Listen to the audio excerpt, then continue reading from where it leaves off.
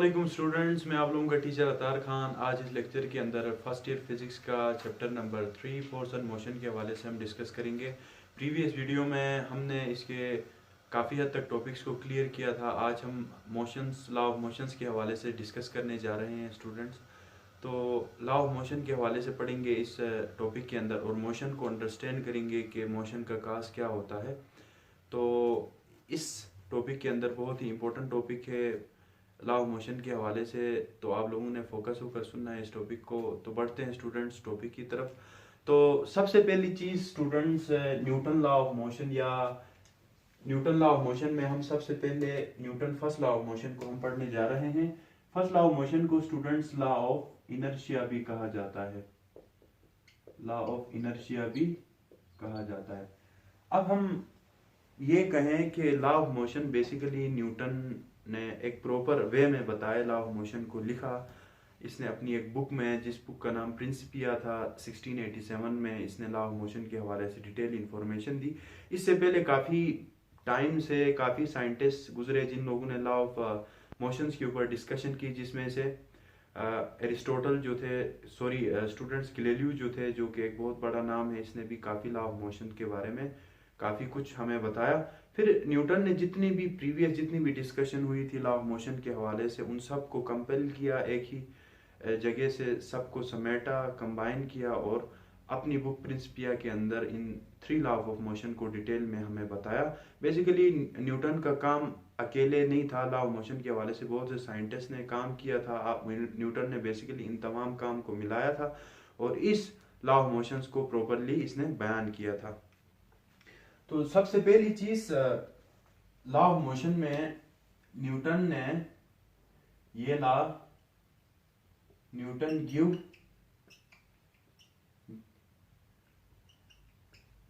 This law in 1687।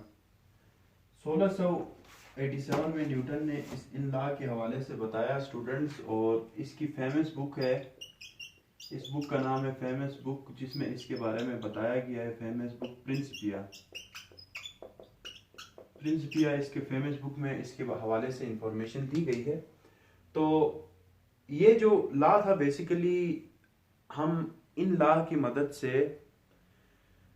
मदद से students, हम लोग हैवियर बॉडीज जो कि किसी न किसी स्पीड के साथ मूव करती हैं, जिनका मास ज़्यादा होता है, हम इजीली उनके हवाले से उनके मोशन को स्टडी कर सकते हैं। जबकि बात आती है स्टूडेंट्स स्मॉलर ऑब्जेक्ट्स की, एटॉमिक पार्टिकल्स की, जहाँ पर इलेक्ट्रॉन हो गया, प्रोटॉन हो गया, तो इस तरह के इन तरह के पार्टिकल्स के वेलोसिटी, चूंकि आप लोगों को पता है, बहुत ही तेज़ होती है। तो न्यूटन के जो लॉस हैं उन केसेस पे जाके अनएबल होते हैं उनके मोशंस को डिस्कस करना। तो इसके लिए आइंस्टाइन ने रिलेटिविस्टिक मैकेनिक्स उसका एक पूरा एक बुक है, जहाँ पर उसने इन मोशंस के हवाले से डिस्कस किया। तो फिलहाल हम लोग Newton first law of motion के हवाले से पढ़ेंगे।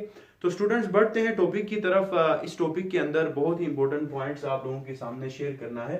तो Newton first law of motion क्या कहता है? ये नेचर बता रहा है कि अगर इस दुनिया में कोई ऑब्जेक्ट रेस्ट में है तो वो रेस्ट में ही रहेगा, अगर कोई ऑब्जेक्ट मोशन में है तो वो मोशन में ही रहेगा, जब तक इस ऑब्जेक्ट पर कोई अनबैलेंस फोर्स नहीं लगती है।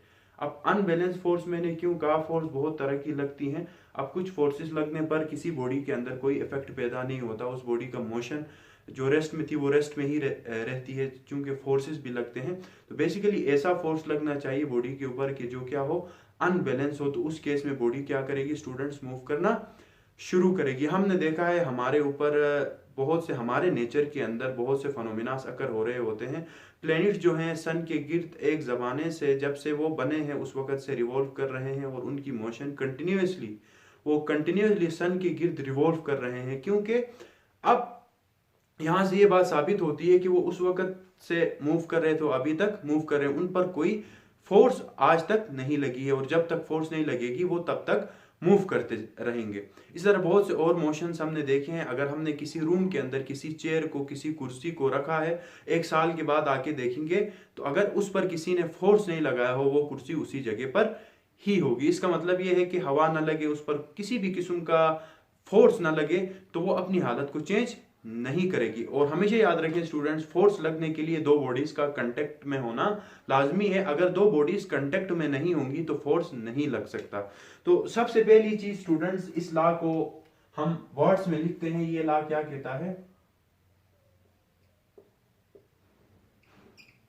A body continuous it's state of rest और continues its state of motion in a straight line unless an external force x upon it. यहां पर देखें, सबसे पहले बॉडी, यहां पर जो Newton first law of motion क्या कहता है, या फिर इसको हम लॉ ऑफ इनर्शिया कहते हैं। इनर्शिया बेसिकली एक खुसूसियत है बॉडी के अंदर कि वो अपनी खुसूसियत को चेंज नहीं करना चाहती। अगर कोई बॉडी रेस्ट में है तो वो रेस्ट में ही रहना पसंद करती है, अगर कोई बॉडी मोशन में है तो वो मोशन में ही रहना स्टूडेंट्स पसंद करती है। अब यहाँ पर जो इम्पोर्टेंट बात आप लोगों के सामने मैं शेयर करने जा रहा हूँ वो ये है कि काफी सदियों तक ये माना जा रहा था कि जब भी हम किसी बॉडी पर फोर्स लगाते हैं तो वो कुछ डिस्टेंस ट्रेवल करने के बाद वो बॉडी क्या हो जाती है स्टूडेंट्स, रुक जाती है। क्योंकि ये नॉर्मल हमने भी देखा है, जब हम किसी भी फुटबॉल को किक मारते हैं तो वो कुछ डिस्टेंस कवर करने के बाद, कुछ फासला तय करने के बाद वो बॉडी क्या होती है स्टूडेंट्स, रेस्ट में आ जाती है। तो इसका मतलब ये है कि हमने यहाँ से समझ लिया कि किसी बॉडी के ऊपर आप फोर्स लगाओ, किसी बॉडी के ऊपर आप जब फोर्स लगाते हो तो वो कुछ फासला तय करने के बाद रुक जाती है। तो यहाँ से क्या बात साबित होती है कि हम लोगों ने ये समझ लिया कि न्यूटन लॉ ने जो कहा कि अगर बॉडी मूव करने लगे तो वो ता क़यामत तक नहीं रुक सकती है। जबकि हम पिछले जो सदियों की जो बातें हैं अगर हम उनको नोट कर लें तो उनके मुताबिक तो किसी बॉडी पर फोर्स लगाते हैं तो वो कुछ टाइम के बाद रुक जाती है। बेसिकली स्टूडेंट्स देखें, मिसाल के तौर पर आप लोगों को एक एग्जांपल देता हूं। आपने देखा होगा स्टूडेंट्स, अगर आप कोई रफ सरफेस ले लें, मिसाल के तौर पर कोई ग्रास है, जब ग्रास के ऊपर किसी फुटबॉल को किक मारते हैं तो वो कुछ डिस्टेंस कवर करने के बाद वो फुटबॉल क्या हो जाता है स्टूडेंट्स, रुक जाता है। इसी तरह अगर आप एक पॉलिश सरफेस के ऊपर किसी फुटबॉल को जितना फोर्स यहां पर लगाए उतना फोर्स यहां पर आप लगाते हो तो उससे कुछ थोड़ा सा और डिस्टेंस कवर करने के बाद रुक जाता है। बेसिकली इस फैक्टर में फोर्स सेम लगा, इस भी फैक्टर में, दूसरे फैक्टर में भी फोर्स सेम लगा। वजह क्या बनी? इस फैक्टर में आपको पता है ग्रास है तो ग्रास में as compare to polish surfaces resistance ज्यादा होती है, फ्रिक्शन ज्यादा होती है, जिसकी वजह से जितने फोर्स हमने लगाया था कुछ फासला इसने तय किया, वो बॉडी क्या हो गई स्टूडेंट्स, रुक गई। और इस केस में यहाँ पर हमने फोर्स लगाया और उसने उसी फोर्स के सहारे कुछ ज्यादा डिस्टेंस कवर किया। इसका मतलब ये है कि अगर हम कंप्लीटली तौर पर यहाँ नीचे से फ्रिक्शन को हटा लें स्टूडेंट्स, फ्रिक्शन को मुकम्मल तौर पर क्या करें, खत्म करें, तो ये बॉडी ता कयामत तक कंटिन्यूसली क्या करेगी स्टूडेंट्स, मूव करती रहेगी और ये स्टॉप नहीं होगी। न्यूटन भी यहाँ फर्स्ट लॉ ऑफ मोशन में यही कह रहा है कि अगर एक बॉडी अगर रेस्ट में है तो वो रेस्ट में ही रहेगी, अगर कोई बॉडी मोशन में है तो वो मोशन में ही रहेगी जब तक उस पर कोई अनबैलेंस फोर्स नहीं लगता। अनबैलेंस फोर्स का मतलब ये है स्टूडेंट्स, अब यहां पर दो बातें हैं, एक होता है बैलेंस फोर्स और स्टूडेंट्स एक होता है अनबैलेंस्ड फोर्स। अब यहां पर गौर करने वाली बात है, बैलेंस फोर्स में स्टूडेंट्स हमेशा जो एक्सटर्नल फोर्स होता है, जो नेट फोर्स होता है स्टूडेंट, नेट फोर्स जो होता है बॉडी के ऊपर वो क्या होता है स्टूडेंट, जीरो होता है। जबकि अनबैलेंस फोर्स में जो नेट फोर्स जो होता है बेसिकली वो नॉन जीरो होता है। बैलेंस फोर्स में जो नेट फोर्स होता है स्टूडेंट्स वो जीरो होता है, जबकि अनबैलेंस फोर्स में नेट फोर्स क्या होता है, नॉन जीरो होता है। मिसाल के तौर पर एक गाड़ी क्या है स्टूडेंट्स, रेस्ट में है। हम क्या करते हैं स्टूडेंट्स, इस गाड़ी के ऊपर इस डायरेक्शन में फोर्स लगा रहे हैं। गाड़ी रेस्ट में है, और ये इसकी कैरेक्टरिस्टिक्स है, ये इसका इनर्शिया है कि ये अपनी रेस्ट वाली हालत को चेंज नहीं करना चाहती। इसके रोड और टायर के दरमियान एक ग्रिप है, एक फ्रिक्शनल फोर्स है जो कि इस बॉडी को अपोज करने के लिए पीछे की तरफ लगती है। मिसाल के तौर पर इस बॉडी ने इसके ऊपर फोर्स लगाया 10 न्यूटन आगे की तरफ, और इसी तरह फ्रिक्शनल फोर्स जो जनरेट हुआ, रिएक्शनल फोर्स जो कि इस कार का इस बॉडी के ऊपर लगा, वो भी कितना लगा स्टूडेंट्स? 10 न्यूटन, जो कि किसकी तरफ था? बैकवर्ड की तरफ था। अब ये दोनों फोर्सेस क्या कहलाएंगे स्टूडेंट्स? बैलेंस फोर्सेस कहलाएंगे, equal in magnitude but opposite in direction. एक दूसरे को इफेक्ट को क्या करिए स्टूडेंट्स? कैंसिल कर लिया, और इसकी वजह से क्या होगा स्टूडेंट्स? बॉडी के ऊपर नेट फोर्स जो होगा वो क्या होगा? 0 होगा। अब इसकी वजह से इसके मोशन में हमें कोई चेंज नहीं मिलेगी। अब यहां से आप लोगों की बात क्लियर हो जाती है कि हम यहां पर ये कहें कि अगर किसी, आप कहोगे कि सर मैं किसी बॉडी पर फोर्स लगा रहा हूं, वो तो मूव ही नहीं कर रही है, तो मैं उसका जवाब ये दूंगा कि भाई आपने फोर्स लगाया, आपने फोर्स कैसा लगाया? बैलेंस फोर्स लगाया। जब आप बैलेंस फोर्स लगाओगे तो वो मूव नहीं करेगी, आपको किसी ना किसी तरीके से अनबैलेंस फोर्स बनाना पड़ेगा, तब जाके बॉडी क्या करना शुरू हो जाएगी स्टूडेंट्स? मूव होना शुरू हो जाएगी। इसका मतलब अगर आप इधर फोर्स 20 न्यूटन करते हैं तो रिएक्शनल फोर्स क्या हो जाएगा स्टूडेंट्स? 10 न्यूटन फिक्स्ड है। अब आपका फोर्स एक्सीड कर जाएगा, 10 न्यूटन से बढ़ जाएगा, तो बढ़ने की वजह से बॉडी आगे की तरफ क्या करेगी स्टूडेंट्स? मूव करेगी। तो ये वो फैक्टर है कि जब आप एक्सटर्नल फोर्स लगाते हो तो उस पर क्या लगती है स्टूडेंट्स? एक उसके अंदर एक मोशन क्रिएट होती है, और उस मोशन क्रिएट होने की वजह से जो भी बॉडी रेस्ट में है स्टूडेंट, जो भी बॉडी रेस्ट में है वो मूव करना शुरू करती है, और जो बॉडी मोशन में है वो रेस्ट में आना चाहती है। अब इसका मतलब ये है कि अगर कोई बॉडी, कार आगे की तरफ किसी ट्रैक में मूव कर रही है और आप आगे ट्रैक में बैठकर इस कार को रोकना चाहते हैं, तो आप बॉडी आपके ऊपर एक रिएक्शन लगाएगी और आप इस बॉडी के ऊपर रिएक्शन लगाएंगे। मिसाल के तौर पर दोनों रिएक्शंस क्या होंगे स्टूडेंट्स? सेम होंगे। तो नेट फोर्स जो होगा बॉडी के ऊपर स्टूडेंट्स वो 0 होगा, और आप बॉडी की मोशन को नहीं रोक पाएंगे। कार आपको कुचल देगी, ट्रक होगा, कोई चीज होगी, वो आपको कुचल देगी और सीधी सीधी आगे चली जाएगी। अगर आपने किस तरह भी एक ऐसा फोर्स जनरेट किया, मिसाल के तौर पर 40 न्यूटन, और कार का जो फोर्स है, रिएक्शन जो आपके ऊपर लगा है, अगर वो 10 न्यूटन है, तो आपका फोर्स एक्सीड कर जाएगा और कार को किस में लाएगा स्टूडेंट्स? कार को, अब इधर से जब आप 40 न्यूटन का फोर्स लगाएंगे तो कार क्या होगी? बेसिकली अपनी मोशन को चेंज करेगी, अपनी मोशन को बैकवर्ड में लेकर आ सकती है। आप उस पर फोर्स लगा के आप उसको रेस्ट भी कर सकते हो, मोशन वाली बॉडी को आप रेस्ट में ला सकते हो। अगर कोई बॉडी रेस्ट में है तो उस पर एक अनबैलेंस फोर्स लगा के आप उसको मूव करवा सकते हो। शर्त यह है कि फोर्स जो लगनी चाहिए स्टूडेंट्स वो कैसी लगनी चाहिए? एक अनबैलेंस फोर्स लगनी चाहिए। तो उम्मीद है स्टूडेंट यहां तक आप लोगों को Newton first law of motion में ये कंसेप्ट क्लियर हुए होंगे कि Newton first law of motion क्या कहता है स्टूडेंट्स? के every body, a body continues its state of rest or continues its state of motion in a straight line unless an external force acts upon it। इसका मतलब ये है कि body continue करती है अपनी रेस्ट वाली हालत को या फिर मोशन को जब तक उस पर एक फोर्स नहीं लगता, ताकि उसकी क्या करे? उसको उसकी हालत से चेंज करवाए, उसकी हालत से दूसरी हालत में लेकर आए। मिसाल के तौर पर दूसरी बात जो यहां पर आप लोगों को नोटिस करनी है, मिसाल के तौर पर वो बात क्या है स्टूडेंट? स्ट्रेट लाइन है। अब यहां पर देखें, कोई बॉडी स्टूडेंट स्ट्रेट लाइन में मूव कर रही है, इस तरह स्ट्रेट लाइन में मूव कर रही है, तो वो ता कयामत तक स्ट्रेट लाइन में ही मूव करेगी जब तक आप उस बॉडी पर नीचे से कोई फोर्स नहीं लगाते, ताकि आप उसकी डायरेक्शन को क्या करो? चेंज करो। तो फोर्स की वजह से तीन चीजें बनती हैं। एक तो आप रेस्ट वाली बॉडी को मूव करवा सकते हो, मोशन वाली बॉडी को रेस्ट में ला सकते हो, और एक बॉडी का जो कि डायरेक्शन स्ट्रेट लाइन में है, आप उस डायरेक्शन को सर्कुलर भी बना सकते हो। जिस डायरेक्शन में आपकी मर्जी, आप उस डायरेक्शन में लेकर आ सकते हो। तो उम्मीद है स्टूडेंट्स आप लोगों को Newton first law of motion या लॉ ऑफ इनर्शिया जो कहते हैं, बेसिकली ये लॉ ऑफ इनर्शिया गैलीलियो ने इसका नाम भी दिया था और इसके बारे में बताया था। न्यूटन ने बेसिकली जितने साइंटिस्ट ने जो थ्योरियां दी थी उन सबको मिलाया था, जो बातें थी उन सबको मिला के अपनी एक जो प्रिंसिपिया, जो इसकी बुक थी फेमस बुक 1687 में, उन तमाम बातों को इसने इस बुक के अंदर कंपेल करके मिला के बताया था। ये जो मोशन है, law of motion, basically classical physics के हवाले से बहुत इंपॉर्टेंस रखते हैं। जबकि अगर क्वांटम मैकेनिक्स की बात करते हैं, क्वांटम फिजिक्स की बात करते हैं, तो इसमें ये लॉ वैलिड नहीं है, क्योंकि क्वांटम मैकेनिक्स में आपका जो डील होता है वो छोटे पार्टिकल्स के साथ, छोटे ऑब्जेक्ट्स के साथ होता है, जिनकी वेलोसिटी बहुत ही ज्यादा होती है, जिनकी वेलोसिटी इतनी ज्यादा होती है कि न्यूटन लॉस ऑफ मोशन उस पर एप्लीकेबल नहीं होते। तो उनको हल करने के लिए हम आइंस्टाइन की एक बुक है जिसको हम कहते हैं रिलेटिविस्टिक्स मैकेनिक्स के, इसके सहारे हम उन तमाम बॉडीज से डील करते हैं। तो कुछ एग्जांपल्स और पढ़ेंगे स्टूडेंट्स इस लेक्चर के अंदर, उसके बाद कोशिश करेंगे इस लेक्चर को फिनिश करें। तो बढ़ते हैं स्टूडेंट्स कुछ एग्जांपल्स और की तरफ।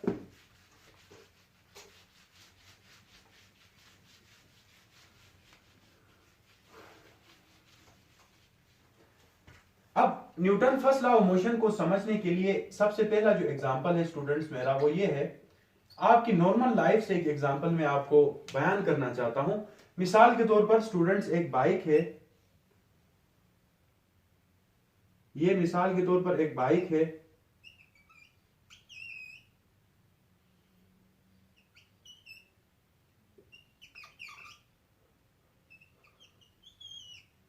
ये स्टूडेंट्स एक क्या है, बाइक है। अब इस बाइक के ऊपर दो सवारी बैठते हैं। मैं आपको उस पैसेंजर की मिसाल दूंगा जो पैसेंजर क्या है स्टूडेंट्स, पीछे बैठा हुआ है। वो पैसेंजर्स बेसिकली क्या हुआ है स्टूडेंट्स, पीछे बैठा हुआ है। अब देखें ये जो बाइक है स्टूडेंट्स इनिशियली किस में थी, रेस्ट में थी। जैसे ही अब contact between tyres and ground ऐसा था कि ये बॉडी किस में थी स्टूडेंट्स, रेस्ट में थी। अचानक से आपने मोटर को स्टार्ट की, अचानक से इंजन से एक फोर्स आई और इस मोटर को क्या किया स्टूडेंट्स, मूव करवाना शुरू किया। जैसे ही मूव करवाना शुरू किया, क्या हुआ स्टूडेंट्स, जैसे ही यहां से एक फोर्स आई, इस बॉडी को मूव करवाना शुरू किया, इस मोटर को, इस साइकिल को मूव करवाना शुरू किया आगे की तरफ। अब देख रहे हैं कि इस बॉडी का, इस मोटर की जितने हिस्सों ने कांटेक्ट किया था, जिन हिस्सों ने कांटेक्ट किया था वो सारे हिस्से कहां मूव होना शुरू हो गए, आगे की तरफ मूव होना शुरू हो गए। इसका मतलब अपनी रेस्ट वाली हालत को छोड़कर मोशन वाली हालत में आ गए। जब आप पीछे वाले पैसेंजर्स की एग्जांपल लेते हैं, आपने खुद देखा होगा जब आप बाइक पे बैठे रहते हैं और कंसंट्रेशन आपकी कहीं और होती है, अचानक से सामने वाला जो आपके आगे जो बाइक चला रहा है वो बाइक को अचानक से स्टार्ट करके चलाना शुरू करता है, तो आपकी बॉडी का जो अपर पोर्शन है स्टूडेंट्स वो क्या हो जाता है, पीछे की तरफ बेंड हो जाता है। पीछे की तरफ क्या हो जाता है, बेंड हो जाता है। क्यों बेंड हो जाता है? अब सेकंड केस क्या बनेगी, यही पैसेंजर जो है स्टूडेंट्स, यही पैसेंजर जो है वो क्या होता है, मैंने यहां पर डायग्राम इतनी क्लियर नहीं बनाई है तो इसलिए अपनी माजरत आप लोगों से। ये पैसेंजर्स क्या होता है स्टूडेंट्स, पीछे की तरफ मूव होता है। अब इस पैसेंजर का जितने बॉडी ने कांटेक्ट किया था मोटर के साथ, उसने तो फॉर्मली मजबूती से वेलोसिटी वाली मोशन को सपोर्ट लेते हुए, मोशन का सपोर्ट लेते हुए बॉडी मोशन की डायरेक्शन में मूव होना शुरू हुई। बॉडी की रिमेनिंग पोर्शन, जो नीचे वाला जो पोर्शन था, जबकि इसका जो अपर पोर्शन जो कि कांटेक्ट में नहीं था, वो बेसिकली इनिशियली रेस्ट में था। और ये कैरेक्टरिस्टिक्स है इस बॉडी के अंदर कि वो रेस्ट में ही रहना चाहता है। अचानक से एक फोर्स आई और फोर्स आने की वजह से ये उसकी ओरिजिनल डायरेक्शन होनी चाहिए थी मोशन में आने के लिए, मगर इसने क्या किया स्टूडेंट्स, अपनी रेस्ट वाली कंडीशन को नहीं छोड़ा, अपनी रेस्ट वाली कंडीशन को नहीं छोड़ा। तो ये एक बेस्ट एग्जांपल है। यहां से आप समझ सकते हैं कि अगर कोई बॉडी रेस्ट में है तो वो रेस्ट में ही रहेगी जब तक उस पर कोई अनबैलेंस फोर्स नहीं लगता। यहां पर देखें बॉडी इनिशियली रेस्ट में थी, इसका लोअर पोर्शन कांटेक्ट कर रहा था बाइक के साथ। जैसे ही बाइक स्टार्ट हुई लोअर पोर्शन कांटेक्ट कर रहा था, तो इसीलिए लोअर पोर्शन पर इसका इफेक्ट नहीं हुआ, जो कि अपर पोर्शन बेहोश था, जो कि होश में नहीं था। अचानक से जो कि रेस्ट वाली मोशन ही को अपनाए हुए था, अचानक से इस पर फोर्स लगने पर इसने पीछे की तरफ जैसे ही मूव किया, तो यहां से यह बात साबित होती है कि वो अपनी रेस्ट वाली मोशन को छोड़ना नहीं चाहता। और यहां से यह बात साबित होती है कि Newton first law of motion जो कहता है कि अगर कोई बॉडी रेस्ट में है तो वो रेस्ट में ही रहेगी, अगर कोई बॉडी मोशन में है तो वो मोशन में ही रहेगी। इसी तरह स्टूडेंट्स अब इसी की मिसाल दे दें। अब इसी को अगर आगे बढ़ाते जाऊं तो अगर मिसाल के तौर पर यही बाइक एक रनवे पर तेजी से मूव कर रही है, एक रनवे में तेजी से क्या कर रही है, बॉडी क्या कर रही है स्टूडेंट्स, मूव कर रही है। मूव करने की वजह से अब अचानक से इस बॉडी के ऊपर जब ब्रेक्स लगाते हैं, आपने देखा होगा बीच सड़क में जब तेजी से मूव कर रहे होते हो तो आप अपने उस इनर्शिया को, अपनी उस मोशन वाली हालत को बरकरार रखे होते हो। अचानक से आपके ऊपर फोर्स लगता है, जैसे ही फोर्स लगता है तो ये फोर्स बेसिकली आपको रेस्ट में लाने के लिए होता है। रेस्ट में लाने के लिए होने की वजह से जैसे ही फोर्स लगता है आपकी जो अपर पोर्शन ऑफ बॉडी है वो क्या हो जाती है स्टूडेंट्स, मोशन की तरफ बेंड हो जाती है। कुछ हालत ऐसी हो जाती है स्टूडेंट्स, कुछ हालत बॉडी की ऐसे हो जाती है, आगे की तरफ बॉडी आती है, अपनी ओरिजिनल पोजीशन को छोड़कर बॉडी आगे की तरफ थोड़ा सा डिस्प्लेस कर जाती है। अब इसका जो लोअर पोर्शन है वो तो अपनी कांटेक्ट में है बाइक के साथ, तो वो बाइक जैसा मोशन में चेंज लाएगी, रेस्ट में आएगी, मोशन में आएगी, वो तो उसी के साथ ही बदलेगा। जबकि अपर जो पोर्शन जो कि कांटेक्ट में नहीं है वो क्या होता है स्टूडेंट्स, बेसिकली अपने मोशन को बरकरार रखता है। तो यहां से ये बात साबित हो गई कि अगर कोई बॉडी मोशन में है तो वो मोशन में ही रहेगी, अगर कोई बॉडी रेस्ट में है तो वो रेस्ट में ही रहेगी जब तक उस पर कोई अनबैलेंस फोर्स नहीं लगता। तो लास्ट एक एग्जांपल है स्टूडेंट्स, उसको समझने की कोशिश करें। ज्यादातर ड्राइवर्स कहते हैं, ज्यादातर ड्राइवर स्टूडेंट्स आप लोगों को कहते हैं कि जब भी गाड़ी के अंदर आप बैठते हो तो आपको कहते हैं कि दरवाजा सही तरीके से बंद करें। अब दरवाजे सही तरीके से बंद नहीं करेंगे तो स्टूडेंट्स कैसा होगा, अब यहां पर देखें, मिसाल के तौर पर स्ट्रेट रोड है, ये स्ट्रेट रोड क्या होगा स्टूडेंट्स, मिसाल के तौर पर इस रोड में क्या आएगी स्टूडेंट्स, बेंडिंग आएगी। अब यहां एक गाड़ी है जो कि इस रोड में ट्रेवल कर रही है इस डायरेक्शन में, ये गाड़ी। अब इस गाड़ी के अंदर कुछ पैसेंजर्स बैठे हुए हैं, ये गाड़ी है और इस गाड़ी के अंदर कुछ पैसेंजर्स बैठे हुए हैं, और मिसाल के तौर पर पीछे जो पैसेंजर बैठा है स्टूडेंट्स, उसने अपने दरवाजे को, अपनी गाड़ी के दरवाजे को, पीछे वाले दरवाजे को सही तरीके से बंद नहीं किया है। अब इस बेंड में आएगी, जैसे इस बेंड में गाड़ी आएगी, आने की वजह से अब देखें सबसे जो इंपॉर्टेंट चीज है वो ये है, अगर कोई बॉडी रेस्ट में है तो वो रेस्ट में ही रहेगी, अगर कोई बॉडी मोशन में है तो वो मोशन में ही रहेगी।